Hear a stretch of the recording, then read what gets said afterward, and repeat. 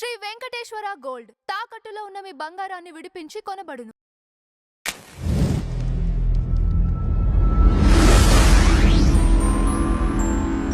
నమస్కారం. నమస్తే. మంగ్లీ కేసుకి సంబంధించి లేటెస్ట్ అప్డేట్ ఏంటండి? లేటెస్ట్ అప్డేట్ ఏముందండి, వాళ్ళ తమ్ముడి అంటే అకౌంట్స్ వెరిఫై చేయటం అనే ప్రోగ్రామ్ ఒకటి పోలీసులు జరుగుతుంది. టేకప్ చేశారు. కొంతమందిని ఆల్రెడీ లొంగిపోయినారు, తీసుకున్నారు. అంటే అప్రూవర్గా మారి సరెండర్ అయిపోయిన వాళ్ళు ఉన్నారు. మధు సరెండర్ అయ్యాడు. అలాగే అక్కడి నుంచి ఈ రమావత్ మధు అకౌంట్ నుంచి ఈవిడ బ్రదర్ అకౌంట్కి ట్రాన్స్ఫర్ అయినటువంటి డబ్బులు, వాటి గురించినటువంటి తీశారు. కొన్ని భారీ అమౌంట్సే ట్రాన్స్ఫర్ అయినట్టుగా వాళ్ళు ప్రస్తుతం బయటకి లీక్ చేశారు విషయాన్ని. లీక్ చేశారు. అలాగే ఈ రమావత్ మధు వీళ్ళు నిర్మాణాలు జరిపినటువంటి భవంతులు కూడా చూపించారు. రోడ్డు మీదకి వచ్చినాయి విషయాలన్నీ. చాలా ప్రాంతాలలో వీళ్ళు పెద్ద పెద్ద నిర్మాణాలు జరుపుతున్నారు. స్విమ్మింగ్ పూళ్ళు ఇలాంటివి కూడా ఉన్నటువంటి భవంతులు. వాటి తాలూకా ఫొటోసు, ఆ ఏరియా జనాల మాటలు ఇవన్నీ కూడా బయటకు వస్తున్నాయి. అంటే బిగ్ స్కేల్లోనే వీళ్ళు జనాల దగ్గర నుంచి డబ్బులు సేకరించారు అనేది అర్థమవుతోంది. అయితే ఈ సేకరించిన డబ్బులు నిజంగా ఇన్వెస్ట్ చేశారా, ఏదైనా బిజినెస్లో పెట్టారా, రిటర్న్స్ తీసుకొచ్చి మళ్ళీ ఇవ్వటం అనేది ప్రోగ్రామ్ ఉందా? వీళ్ళ దగ్గర పనిచేసిన వాళ్ళు కూడా చాలామంది అప్రూవర్లుగా మారారు ఇప్పుడు. అంటే వీళ్ళ కంపెనీ పేరుతో వీళ్ళు ఏజెంట్లుగా రిక్రూట్ చేసుకున్నారు చాలామందిని. ఈ రిక్రూట్ చేసుకున్న వాళ్ళందరూ కూడా బంజారా కమ్యూనిటీకి చెందిన వాళ్ళే ఎక్కువ మంది. చనిపోయారు కదండి, కొంతమంది కూడా చనిపోయారు. అంటే డబ్బులు ఇక్కడ 2 రకాలుగా జరిగిందండి. ఇప్పుడు బాధితులు అని చెప్తున్నారు, కానీ బాధితులుగా బయటకు వచ్చిన వాళ్ళలో మెజారిటీ ఏజెంట్లు.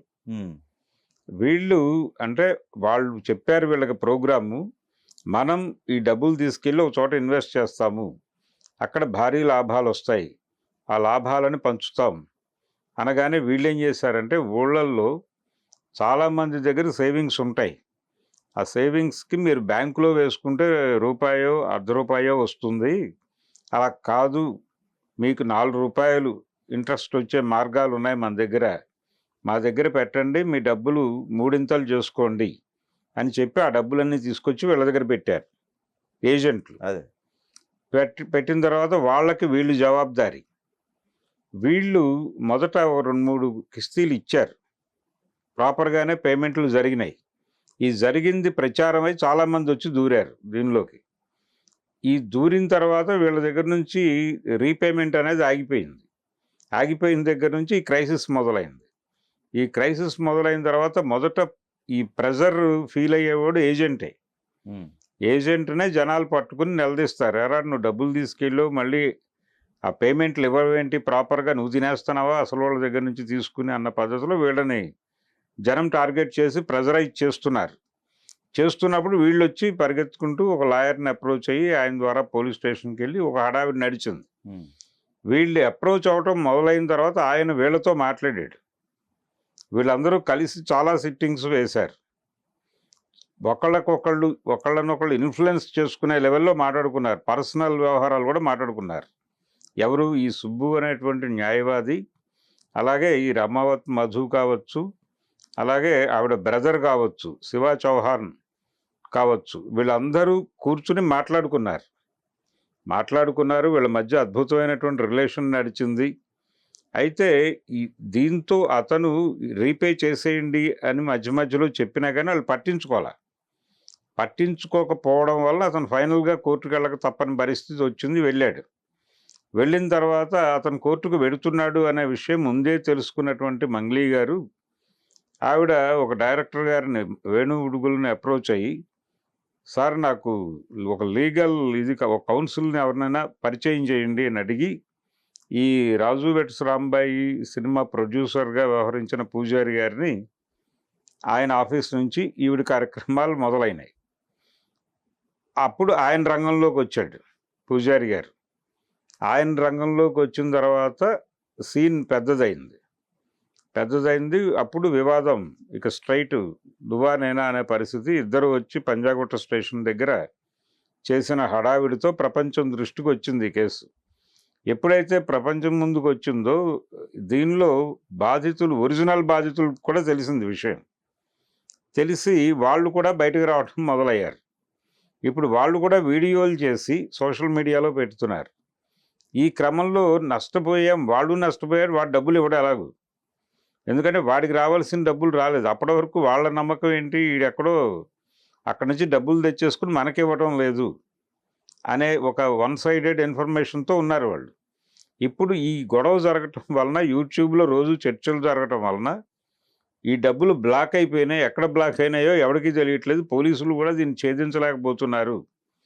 ఊరికనే మనం రోడ్డు మీద పడి అరుస్తున్నాం తప్ప అంటే డబ్బులు వస్తాయో రావో అనేటువంటి ఒక క్రైసిస్కి వెళ్ళిపోయారు జనాలు.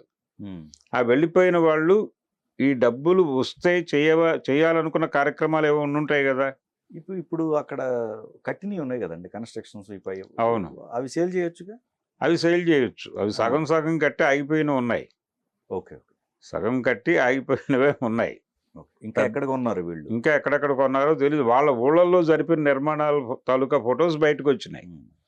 అయితే దీనికంటే కూడా కీలకం ఏంటంటే ఆ జనాలకి వేరే ప్రోగ్రామ్స్ ఉంటాయి డబ్బులతో. అవును, వాళ్ళు ఎక్కడో కమిట్మెంట్లు ఇచ్చుంటారు, పెళ్ళిళ్ళకు సంబంధించో మరొక దానికి సంబంధించో కమిట్మెంట్స్ వాళ్ళు ఫుల్ఫిల్ చేయలేక ఈ ఏజెంట్ల మీద ప్రెజర్ తీసుకొచ్చి, ఇప్పుడు అసలు ఈ ఏజెంట్లే మోసపోయారు అనే విషయం వాళ్ళకి అర్థమైపోయాక ఈ డబ్బులు అరిచొచ్చినా రావు అనేది క్లారిటీ వచ్చి డిప్రెషన్లోకి వెళ్ళిపోయి ఆత్మహత్యలు చేసుకుంటున్నారు. ఇది ప్రమాదకరమైన ధోరణి. ఇది జరగకుండా ఉండటం కోసమే మనం మొదటి నుంచి మొత్తుకుంటోంది ఏంటంటే, ప్రభుత్వం ఇన్వాల్వ్ అయ్యి ఇది మొత్తం మేము సార్ట్ అవుట్ చేస్తాము, ఎవరు ఇబ్బంది పడకండి, ఎవరు కూడా పర్సనల్గా తీసుకుని డిప్రెషన్లోకి వెళ్ళకండి, ధైర్యంగా ఉండండి, మీ వెనకాల ప్రభుత్వం ఉంది, మేము దీన్ని ఒక రూట్లోకి తీసుకొచ్చి అందరినీ నిలబెట్టి మీకు న్యాయం చేయటం, అంటే అంతిమ లబ్ధిదారుకి న్యాయం చేయటమే మా ప్రోగ్రాం అని భరోసా కల్పించాలి కదా. ఒక ప్రకటన చేసో మాట్లాడు, ప్రభుత్వ అధికారులు వెళ్ళి బాధితులతో కూర్చుని ఎక్కడికక్కడ సమావేశాలు పెట్టి అది జరగల. అది జరగకపోవడంతో ఎవడికి వాడు ఇండివిజువల్ అయిపోయాడు. అలాగే బంజారా సంఘాల్లో 2-3 డిస్ప్యూట్స్ వచ్చి వాళ్ళు విడిపోయారు. ఒకళ్ళ మీద ఒకళ్ళు ఆరోపణలు చేసుకుంటున్నారు. ఏ గ్రూప్కి ఆ గ్రూపు రకరకాల, రోజుకి కనీసం 2 యూట్యూబ్ ఛానల్స్లో మాట్లాడేస్తున్నారు. ఒకళ్ళ మీద ఒకళ్ళు నిందలేసుకుంటున్నారు. దీనికి ఒక కట్ డేట్ అనేది కూడా లేకుండా పోతోంది. కాబట్టి ఈ జరుగుతున్న వివాదం మీద ఒక సమగ్రమైనటువంటి ప్రకటన ప్రభుత్వం నుంచి రావాల్సిన అవసరం ఉంది. ఆల్రెడీ మొదలైంది, డిపార్ట్మెంటల్ ఎంక్వైరీ మొదలైంది, అరెస్టులు కూడా మొదలైనాయి. అలాగే అకౌంట్ల వెరిఫికేషన్ జరుగుతోంది. ఎవరి అకౌంట్లో నుంచి ఎవరి ఖాతాల్లోకి ఎంత డబ్బులు వెళ్ళింది, ఎవరెవరి దగ్గర నుంచి ట్రాన్సాక్షన్స్ జరిగినాయి దాకా విచారణ అయితే జరుపుతున్నారు, దర్యాప్తు జరుగుతోంది. ఓకేనండి, అది వైట్. మరి బ్లాక్ సంగతి? ఇంకా బ్లాక్ ఏముందండి, మొత్తం బ్లాకే ఉంటుంది అక్కడ. ఇదంటే బ్యాంక్ త్రూ జరిగిందంటే అంత వైట్ ట్రాన్సాక్షన్. బ్యాంక్ త్రూ కొంత జరుగుతుందండి, చాలా వరకు బ్యాంక్ త్రూయే జరుగుతాయి ఆ డబ్బులు. అంటే వన్ సైడ్ మీకు అది బ్లాక్ అని చెప్పలేదంటారా? క్యాష్ కూడా ఉంటుంది. అదే ఏం కాదు, బ్లాక్ క్యాష్ కూడా ఉంటుంది. అయితే వీళ్ళు ఏం చేస్తారంటే, అకౌంట్స్ లేకపోతే, అకౌంట్స్ లేకుండా మనిషి లేడండి ఇప్పుడు. ప్రతి మనిషిని బ్యాంక్ కేసు కట్టేశారు, అయిపోయింది. వీళ్ళు ట్రాన్సాక్షన్ అంటే వీళ్ళు ట్రాన్సాక్షన్ చేసేటప్పుడు ఎవరి దగ్గర డబ్బులు ఉంటే తీసేసుకుంటారు. క్యాష్ ఉంటే తీసుకున్నారని కూడా ఉన్నాయి కేసులు. క్యాష్ ఇస్తారు. అలాగే ప్రతి మనిషికి బ్యాంక్ అకౌంట్ లేకుండా ఇప్పుడు భారతదేశంలో ఎవడూ లేడు. అకౌంట్స్ ఉంటాయి. అంటే ఏదో మేరకు ఏదో అకౌంట్ వాడు లబ్ధిదారుడు అయి ఉంటాడు ఏదో స్కీమ్లో. ఈవెన్ గ్యాస్ ఉన్నా కానీ లబ్ధిదారుడే కదా, మొన్నటిదాకా సబ్సిడీ డబ్బులు పడేవి కదా. కాబట్టి ప్రతి ఒక్క మనిషి ఆధార్ కార్డు, బ్యాంక్ అకౌంట్ లేకుండా మనిషి లేని పరిస్థితి వచ్చేసింది మనకి. అంటే బ్యాంక్ త్రూనే చేసి ఉంటాడా? బ్యాంక్ త్రూ కొంతమంది మెజారిటీ చేసి ఉండొచ్చు అండి. అంటే 1-to-1 ట్రాన్సాక్షన్, ఏజెంట్కి వాడికి జరిగిన ట్రాన్సాక్షన్లో అది పెద్ద బ్లాక్ ఏముంది, వైట్ ఏముంది. వీళ్ళ దగ్గరికి వచ్చేటప్పుడు ఎలా వచ్చింది అనేది, అది టోటల్గా ఒక దగ్గరికి చేరినప్పుడు ఎలా చేరింది అనేది ఇక్కడ గొడవ. ఆల్రెడీ వాళ్ళు 2 పేర్లతో కంపెనీలు నడుపుతున్నారని కూడా ఒక అతను బయటకు వచ్చి చెప్పాడు. వాళ్ళతో పనిచేసి బయటకు వచ్చి అప్రూవర్గా మారిపోతున్న ఒక వ్యక్తి, వాళ్ళు ఒక ఇన్ఫ్రా కంపెనీ కాదు 2-3 పేర్లతో నడిపారు అని చెప్తున్నాడు. ఇలా ఇంత రూటెడ్గా వాళ్ళు చేస్తున్నప్పుడు, అంటే వీళ్ళందరూ ఒకప్పుడు తిండికి కూడా ఇబ్బంది పడిన బ్యాచ్ ఉంది దీనిలో. ఇప్పుడు ఈ భారీ మోసాలు చేసిన వాళ్ళల్లో ఈ రమావత్ మధుతో సహా వీళ్ళందరూ తిండికి కూడా ఇబ్బంది పడిన రోజులు ఉన్నాయి. ఈ అమ్మాయి కూడా అదే పరిస్థితి కదా. తండ్రి కూడా అదే పరిస్థితి కంటే తను కొంచెం పర్వాలేదు, కొంచెం పర్వాలేదు అనిపించే కుటుంబం నుంచే వచ్చింది తను. ఓకే. వాళ్ళల్లో చాలామంది ప్రభుత్వోద్యోగులు ఇలా ఉన్నారు ఆ కమ్యూనిటీలో. అంటే ఒక వివాదం ఉంది ఇక్కడ. ఎస్టీ కోటాలో వస్తున్న రిజర్వేషన్లలో మెజారిటీ అవకాశాలు అందిపుచ్చుకుని ముందుకెళ్ళింది బంజారాసే అనే అభిప్రాయం, ఒక వివాదం ఉంది అక్కడ. రిజర్వేషన్, ఎస్టీ రిజర్వేషన్ల ఏరియాలో ఓకే. గిరిజనులకు ఇస్తున్న రిజర్వేషన్లలో మిగిలిన కొండ జాతులు, కోయి జాతులు వాళ్ళందరికంటే కూడా వీళ్ళే ఎక్కువ ప్రయోజనాలు పొందారు అనేది ఒక విమర్శ ఉంది. ఓకే. దానిలో కూడా ఏబిసిడి వర్గీకరణ రావాలి అనే ఒక ఉద్యమం లాంటిది మొదలైంది. సరే, ఆ వివాదం జోలికి మనం వెళ్ళొద్దు. కానీ మంగ్లీ గారు అయితే కొంచెం స్థిమితం ఉన్నటువంటి ప్రాంతం నుంచి వచ్చి అక్కడి నుంచి ఆకాశానికి ఎగబాకే ప్రయత్నం జరిగింది అనేది అర్థమవుతోంది.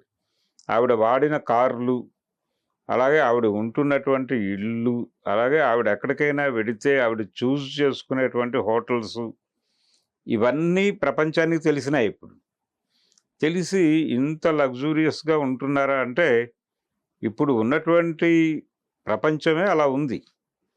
ఇవన్నీ ఉండాలి మనిషికి కనీస అవసరాలు అని మార్చేశారు. మార్చేసిన తర్వాత ఆ ఫ్లోలో పడి వీళ్ళు వెళ్ళిపోతున్నారు. దానికి ఏం చేయటానికైనా సిద్ధపడిపోతున్నారు. ఆ డబ్బులు ప్రొక్యూర్ చేయటానికి, ఎవరిని మోసం చేయటానికైనా సిద్ధపడిపోతున్నారు. పైగా వీళ్ళందరి బుర్రల్లోనూ ఏదో ఒకటి చేసి మనం తీర్చేయగలమనేటువంటి ఒక ఓవర్ కాన్ఫిడెన్స్ నిండిపోయి ఉంది. ఎవడో ఒకడిని పట్టుకొని ఏదో ఒక పని చేసి ఆ టైంకి ఎవడైతే గొడవ చేస్తున్నాడో వాడి మొహం మీద డబ్బులు కొట్టగలమనే కాన్ఫిడెన్స్ ఉంది వీళ్ళకి.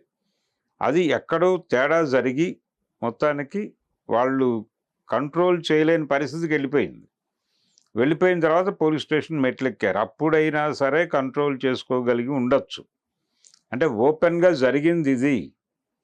మేము ఇలా అనుకున్నాం, ఒక ప్రయత్నం చేసాం, అది వర్కౌట్ అవ్వలేదు, జనాలకు మేము డబ్బులు ఇవ్వాల్సిన మాట వాస్తవమే, కాబట్టి ఆ పేమెంట్లు ఈ మోడల్లో చేయాలనుకుంటున్నామని ఒక రూట్ మ్యాప్ ఇచ్చేసి, అవసరమైతే పోలీసు వారు మమ్మల్ని కస్టడీలోకి తీసుకోవచ్చు, మాకు ఏ అభ్యంతరం లేదు అని ఓపెన్ అయిపోయి ఉంటే అసలు మిగిలిన గొడవ జరిగేది కాదు. వాళ్ళు అలా చేయకుండా గుంభనగా ఉండిపోయారు. ఉండిపోవడంతో పాటు ఈ విషయం గురించి మాట్లాడుతున్న వాళ్ళతో యుద్ధం చేయదలుచుకున్నట్టుగా కనిపించారు. పర్టికులర్గా గద్వాలలో కాంగ్రెస్ పార్టీ నాయకుడు గురించి ఆవిడ ట్రాక్ చేసే ప్రయత్నం చేశారు మంగ్లీ. ఆ ట్రాక్ చేయటం చూస్తే ఆవిడ మాట్లాడిన మాటలు, ఫోన్లో బయటకు వచ్చిన మాటలు వాడే చేశాడు అని సింగులర్లో మాట్లాడింది ఆవిడ. ఇలాంటివన్నీ పబ్లిక్లోకి వెళ్ళటం వలన తనకి ఉన్నటువంటి అప్పటి వరకు ఒక చిన్న సందేహం ఉండేది జనాలకి, ఈ అమ్మాయిని అనవసరంగా లాగుతున్నారేమో అని. ఈ లాగుతున్నారు కాదు, ఈ అమ్మాయి వెనకాల నుండి నడిపించిందేమో వరకు ఆలోచనలు వెళ్ళిపోయినాయి జనాల్లో. అయితే ఈవిడ్ని కేసులో నుంచి ఎలాగైనా తప్పించాలని ఈ అప్రూవర్లుగా వెళుతున్న వాళ్ళందరూ ప్రయత్నం చేస్తున్నారు. ఏదో విధంగా కేసు మొత్తం తమ మీద వేసుకుని అయినా సరే ఆవిడ్ని బయటకు పెట్టాలి, ఆవిడ బయటే ఉండాలి, ఎట్టి పరిస్థితుల్లోనూ ఆవిడ్ని కేసులో లోపలికి వచ్చే పరిస్థితి కల్పించకుండా ఉండటం తమకు అవసరం అన్నట్టుగా బిహేవ్ చేస్తున్నారు వాళ్ళు. ఆవిడ బయట ఉంటే ఏదో ఒకటి చేసి మన్ను కూడా బయటకు తీస్తుంది. ఓకే. కాబట్టి మనం సాధ్యమైనంత వరకు ఆవిడ పేరు చెప్పద్దు అని వాళ్ళు పట్టుదలతో ఉన్నట్టుగా కనిపిస్తోంది. వాళ్ళు ఎవరు మాట్లాడినా ఆవిడ తప్ప అని మాట్లాడుతున్నారు. అందుకని ఈ గొడవ అయితే చాలా పెద్దదే. 1000 కోట్ల వరకు మాట్లాడుతున్నారు ఈ స్కామ్ రూట్స్. అంటే ఇది తెలంగాణలో మొదలై రాయలసీమ వరకు నడిచింది. ఒక ప్రాంతం కాదు, ఒక తాండా కాదు, ఒక స్టేటు కాదు, రకరకాల చోట్ల జరిగింది. ఇది తెలుగు రాష్ట్రాల్లోనే జరిగిందా, ఇంకెక్కడికైనా విస్తరించిందా అనే డౌట్లు కూడా ఉన్నాయి. ఓకే. అంటే చాలా ప్రాంతాలలో వీళ్ళు కౌలు రైతులుగా మారారు. బంజారా కమ్యూనిటీ వాళ్ళు ఇప్పుడు ల్యాండ్ లార్డ్ అగ్రికల్చర్ అనేది వెళ్ళిపోయింది. 99% కౌలు రైతులే సాగు చేస్తున్నారు. కాబట్టి వీళ్ళు చాలా ప్రాంతాలకు విస్తరించి, చాలా రాష్ట్రాలకు విస్తరించి, ఇప్పుడు ఆంధ్రాలో కౌలు రైతులు కూడా ఎక్కువ మంది వీళ్ళే. ఖమ్మం జిల్లా నుంచి వెళ్ళిపోయి అక్కడ సాగులు చేస్తున్నారు. కాబట్టి వీళ్ళు ఇంకా ఇతర మహారాష్ట్ర ఇటువైపు కూడా విస్తరించి ఉన్నారు. ఈ క్యాంప్స్ ఎక్కడెక్కడ ఉన్నాయో వీళ్ళందరికీ ఒక రూటెడ్ రిలేషన్ ఎక్కడో ఉంటుంది వాళ్ళ సంఘాల్లో. ఇక్కడి నుంచి వాళ్ళు వెతుక్కుంటూ బయలుదేరారు. బయలుదేరి ప్రతి చోట ఎక్స్ప్లోర్ చేసి ఉండొచ్చు. ఇలా ఎన్ని రాష్ట్రాల్లో ఉందో ఈ నెట్వర్క్ గొడవలు, దీనికి సంబంధించి ఒక సమగ్రమైన దర్యాప్తు చేయాల్సిన అవసరం అయితే ప్రభుత్వానికి ఉంది. ఈ మొదలైంది ఏదో రమావత్ మధు వాళ్ళ అకౌంటు, ఈ శివ చౌహాన్ అకౌంటు, లేకపోతే మంగ్లీ గారి అకౌంట్లు కూడా పరిశీలిస్తున్నారు. ఇన్నేమిటి అవుట్ ఏమిటి అనేది. అయితే ఇంతకంటే ఈజీగానే జరగచ్చు అది. ప్రస్తుతం ప్రతి అకౌంటు యాక్సెసిబుల్గానే ఉంది. అంటే వాట్సాప్ సంభాషణలు కూడా చదవగలిగి వస్తున్నారు. అటువంటి పరిస్థితుల్లో PhonePe transactions, Google pay transactions తెలుసుకోవడం అనేది డిపార్ట్మెంట్కి పెద్ద ఇబ్బందికరమైన వ్యవహారం కాదు. ఎవరెవరు ఎప్పుడెప్పుడు డబ్బులు వేశారు, ఎవరెవరికి వీళ్ళు ఎప్పుడు డబ్బులు పంపించారు అనేది రూట్స్ తెలుసుకోవటం పెద్ద ఇబ్బందికరమైన పరిస్థితి కాదు. కాబట్టి ఆ దిశగా ముందు పరిశోధన మొదలు పెడితే చాలా వరకు రూట్స్ దొరికేస్తాయి. రైట్. దొరికిన తర్వాత వాళ్ళందరినీ తీసుకొచ్చి కూర్చోబెట్టి ఒక సమావేశం కండక్ట్ చేయగలిగితే మొత్తం ఈవిడ పాత్ర ఏమిటి, ఇతరుల పాత్ర ఏంటి అనేది బయటకు వచ్చేస్తుంది. కేవలం ఇప్పుడు బయట మాట్లాడుతున్నటువంటి బంజారా కమ్యూనిటీ నుంచి బయటకు వచ్చి ఆవిడకి వ్యతిరేకంగా మాట్లాడుతున్న వాళ్ళు కూడా ఉన్నారు. వాళ్ళని నమ్మాల్సిన అవసరం కూడా లేదు. వీళ్ళందరినీ పక్కన పెట్టేసి ఓపెన్ మైండ్తో ప్రభుత్వం గనక ఒక దర్యాప్తు చేయగలిగితే ఎవరు క్రిమినల్ అనేది తేలిపోతుంది. ఈ రెండు శిబిరాలు నిజంగా ఉన్నాయా, లేకపోతే జనాల్ని కన్ఫ్యూజ్ చేయడానికి ఉన్నాయా అనే డౌట్లు కూడా ఉన్నాయి అందరిలో. ఇవన్నీ క్లారిఫికేషన్ రావాలంటే ప్రభుత్వం రంగంలోకి దిగి కొంచెం సీరియస్గా పట్టించుకుని ఇప్పుడు ఈ ఓపెన్ డయాస్ల మీద మాట్లాడుతున్న వాళ్ళని చాలామందిని తీసుకెళ్ళి ఆ కేసుతో ఇన్వాల్వ్ అయి ఉన్నవాళ్ళు వీళ్ళందరినీ లోపల పెట్టి ఒక విచారణ జరిపితే గనక, రెండోది వీళ్ళందరినీ బయట ఉంచడం కూడా ప్రమాదకరమే. వీళ్ళు సాక్ష్యాధారాలను తారుమారు చేసే ఛాన్సెస్ ఉన్నాయి. స్ట్రెంత్ ఎక్కువ కదండి ఇది. ముందు అసలు వీళ్ళని లోపల పెట్టాలి కదా. మంగ్లీ దగ్గర నుంచి మొదలుపెట్టి 2 గ్రూపుల్ని తీసుకెళ్ళి లోపల పెట్టేస్తే ముందు ఒక 3 నెలలో 4 నెలల్లో కేసు దర్యాప్తు అయ్యే వరకు మీరు ఉండండి ఇక్కడ, రైట్, మీకు ఎవరిని యాక్సెస్ ఇవ్వము, కేసు సాక్ష్యాధారాలు తారుమారు చేస్తారని మేము అనుకుంటున్నాం, అందుకని ప్రివెంటివ్ డిటెన్షన్ కింద మిమ్మల్ని లోపల పెట్టామంటే కాదనేవాడు ఎవడు? అది జరగట్లా. వాళ్ళు ఓపెన్గానే తిరుగుతున్నారు. వాళ్ళకు అనుకూలంగా అభిప్రాయాలు మలుచుకుంటున్నారు, మారుస్తున్నారు. ఈ ఇన్ఫ్లుయెన్స్ ప్రోగ్రామ్ కూడా నడుస్తోంది. దీన్ని కూడా పట్టించుకోవాలి ప్రభుత్వం. పట్టించుకుని ముందు కస్టడీలోకి తీసుకొని విచారణ చేసి ప్రజలకి భరోసా కల్పించేలాగా ఒక ప్రకటన చేసి, లేకపోతే మొరల్ దెబ్బతిని డబ్బులు నష్టపోయామనే డిప్రెషన్లో ఆత్మహత్యలకు వెళ్ళారు, ఆల్రెడీ వెళ్ళారు, ఇంకా కొంతమంది వెళ్తారు. చిట్ ఫండ్ కంపెనీలో, కోఆపరేటివ్ బ్యాంకులో మూతపడినప్పుడు ఆత్మహత్యలు చేసుకున్న వాళ్ళ సంఖ్యలు మనకు తెలుసు. ఇప్పుడు ఈ 1000 కోట్ల స్కామ్ అంటున్నారు కాబట్టి ఇది బిగ్ స్కేల్ గొడవే. ఇది పాన్ ఇండియా లెవెల్ స్కామ్ లాగానే కనిపిస్తోంది. కాబట్టి దీనికి పాన్ ఇండియా లెవెల్ ఉంది కాబట్టి దీని మీద ఇంకొంచెం ప్రత్యేక శ్రద్ధతో పనిచేయాల్సిన అవసరం ప్రభుత్వానికి ఉంది.